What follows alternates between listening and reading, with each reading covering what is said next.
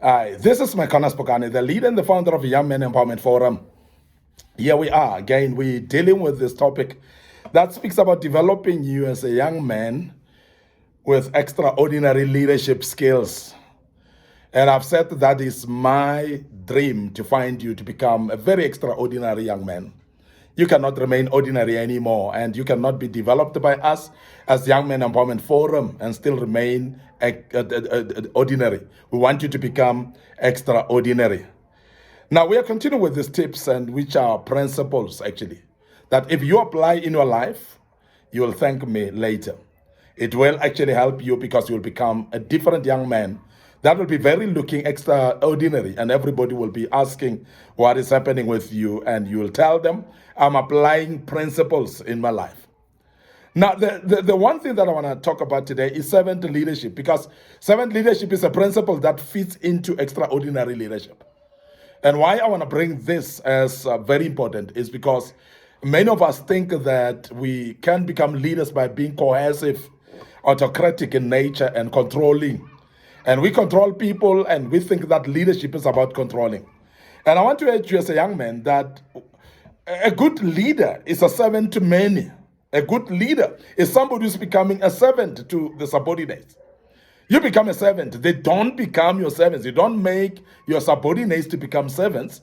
You become a servant to them. Now, as we teach this as a kingdom principle, I want you to look at Jesus Christ when he had his own disciples. A very good example, actually, of what we call servant leadership. Well, what he did is he actually led them through what we call a principle of servant leadership. He became a servant to them, not making them to become servants to him. Now, many of us, when we say we are leaders, we think that people then must be our servants. And that's a wrong type of leadership. Now, servant leadership is very key. And that is why servant leadership makes people to become extraordinary. Now, some of you who lived in South Africa in the past, during the time of Nelson Mandela, and he's a revered leader, he's somebody who's actually highly regarded, extraordinary leader of note that the world had known about. He's one of the leaders, actually, that has shown us what a leader is all about, what an extraordinary leader is all about. Amongst all the things that he has done to become extraordinary is because he actually became a servant leader. He became a servant to the people instead of making people to bow down to him and become his servants. And Jesus did the same with his disciples, as I've just mentioned, that the disciples of Jesus, they were not feeling oppressed by Jesus while he was their leader. They were instead feeling like they are ordinary friends with him while he was actually leading them. He was an example to them by character and by integrity. But of course, they felt very comfortable around him as well. And that is why they followed him around. Even the crowds followed him around because they were learning from him. They were actually following him with passion. And they loved following him because he was not oppressive to them.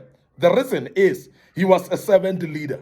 Now, I want to make you to understand that if we are to speak about the principle of extraordinary leader, it is actually the principle of servant leadership. What do? You put others first before you.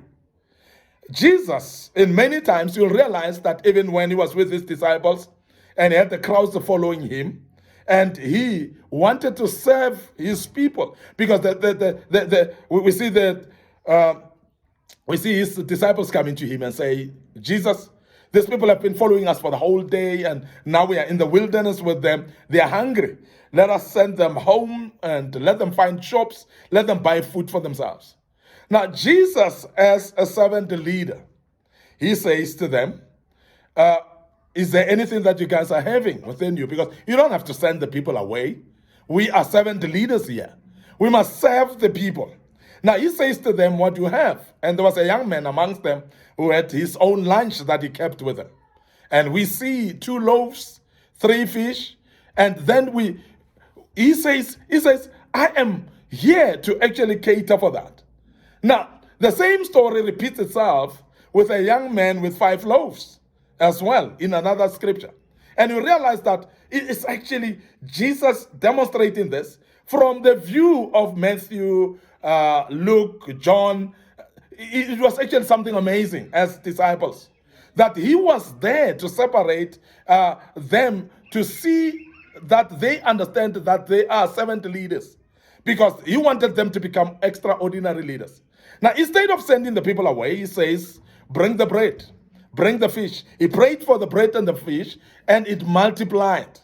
And he became a servant to the people by praying for the bread and multiplying it. But also what he did, he wanted these disciples to become servants to the people. He says, then break the bread and the fish and distribute to the people. They started distributing to the people. And I want you to note this, that as they were distributing, Jesus didn't say eat first, because they were hungry as well. He said to them, they must distribute to the people, because service to the people is very key. And this is what we don't see, particularly in our political leaders in these days, whereby instead of being servants to the people, they become servants to themselves and their own families. And I want to urge you as a young man that don't fall into that trap of grabbing everything for yourself before you service the people. Because extraordinary leaders are those that are actually putting the people first. They're looking at the needs of the people first before their own needs. Because when you do so, people look up to you and they see you as a great leader. They see you as an extraordinary leader. And I want to emphasize that because it's very, very important that we understand that servant leadership, therefore, puts you up to a level where you become an extraordinary leader. Secondly, you must facilitate teamwork amongst the people. And that is very important. The servant leaders are making sure that people are working together in unity, with love, with peace. People are not fighting against each other. People are not pulling away from each other. People are not fighting. And people are together so that they can achieve the main purpose. Now, how do you do that as a leader, as a servant leader? You basically create the people's minds into where they see the vision. You drive the people into the vision. What you do as well, you draft the strategy, which I've said earlier, is a mind map that you put on, you put pen to paper, that you need to execute along the way. But at the end of the day, when you've got this mental framework of strategy that is towards your vision, you actually help everybody to see the vision so that they can carry each other and make sure that they all together carry the load towards fulfilling the vision.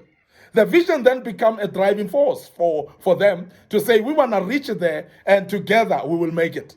When people start becoming a team, they can achieve greater results. And a leader that is able to gel people as teams and make sure that they are united in one purpose, this is a great leader. And the great leader like that is a servant leader that becomes then an extraordinary leader in that regard. Now, as a young man, I want you to take this serious. Servant leadership gives birth to what we call extraordinary leadership. You must make sure that you put others first. You must make sure that you facilitate teamwork as well. Make sure that people help each other. People support each other in the team so that they can be able to achieve together. There's no superstar in a team. Everybody is part of the team. Everybody is needed as part of the team. And I want you to remember that if you look at sports, in sports, nobody can win alone. You win as a team, because if you don't work as a team, you may not be able to achieve anything. And I want to emphasize that a great leader is that servant leader that is able to bring the team together, to make sure that they focus on one purpose and they run the vision knowing that they are led as a team and they will achieve as a team as well. The other thing is you must share the credit for success, because it's very important that we understand that when we are a team, then the success doesn't belong to the leader. The success to belong to the whole team, and don't take credit where credit is not due to you.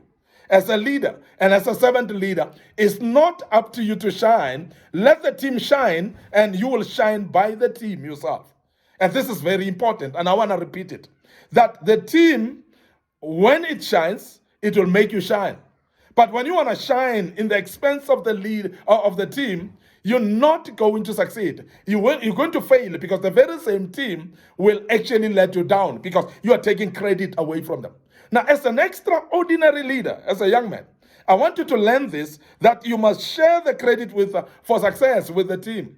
You must be part of the team yourself. You mustn't actually take yourself out of the team and say, because I am the leader, I'm the strategist here, I'm the visionary here, and start doing things as if you are a superstar. Because there's nothing that will happen in a superstardom and in an approach of thinking that you are a Mr. Know-it-all. Now, as a young man, I want you to learn that and therefore become a servant leader and become somebody who is actually being part of the team himself.